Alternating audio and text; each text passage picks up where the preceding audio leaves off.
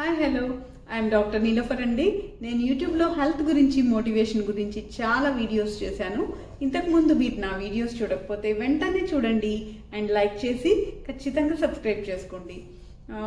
మనకి ఈ ఛానలే కాకుండా doctor Niloufer health and life style vlogs అనే వేరే ఛానల్ కూడా ఉంది. దాంట్లో కూడా డయాబెటిక్స్ సంబంధించినవి, తర్వాత వేరే ఇతర వ్యాధులకు సంబంధించినవి చాలా వీడియోస్ ఉన్నాయి. అవి కూడా మీకు చాలా ఉపయోగపడతాయి కాబట్టి ఆ ఛానల్ని కూడా సబ్స్క్రైబ్ చేసుకొని మీకు అవసరమైన వీడియోస్ చూడొచ్చు. మరి ఇవాళ మన టాపిక్ అయితే డయాబెటీస్ ఉన్నోళ్ళు చేపలు ఫ్రై చేసి తినొచ్చా అనే దాని గురించి. మరి మనం టాపిక్లోకి వెళ్ళిపోదాం. మామూలుగా చేపలు అనేవి చాలా మంచి ప్రోటీన్ ఉండే ఆహార పదార్థము.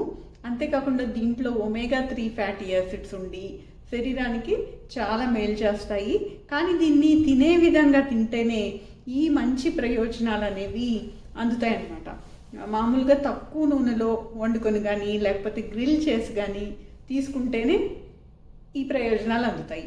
ఫ్రై చేసినప్పుడు ఏమవుతుందంటే ఈ ఆయిల్స్ అనేవి దాంట్లో ఉండే ఈ మంచి ఒమేగా-3 ఫ్యాటీ యాసిడ్స్ ఉంటాయి కదా, అవన్నీ కూడా చేంజ్ అయిపోతాయి అన్నమాట, రూపాంతరం చెందిపోతాయి.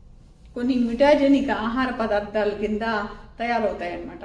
అంతేకాకుండా ఫ్రై చేసినప్పుడు ఏమవుతుందంటే పిండి పదార్థం యొక్క కంటెంట్ అనేది ఎక్కువ అవుతుంది చేపల్లో. క్యాలరీస్ కూడా పెరుగుతాయి. అంతేకాకుండా దాంట్లో ఉండే ఫ్యాటీ యాసిడ్స్ చేంజ్ అయిపోయి అది ఫ్యాట్ అనేది పెరిగి కొలెస్ట్రాల్ అనేది కూడా పెరుగుతుంది. కొన్ని ఏజ్ ప్రొడక్ట్స్ అని ఉంటాయి, అంటే అడ్వాన్స్డ్ గ్లైకేషన్ అండ్ ప్రొడక్ట్స్ అని, అవి చేరి వాటి వల్ల ఇన్సులిన్ రెసిస్టెన్స్ అనేది పెరగటానికి కూడా అవకాశం ఉంటుంది.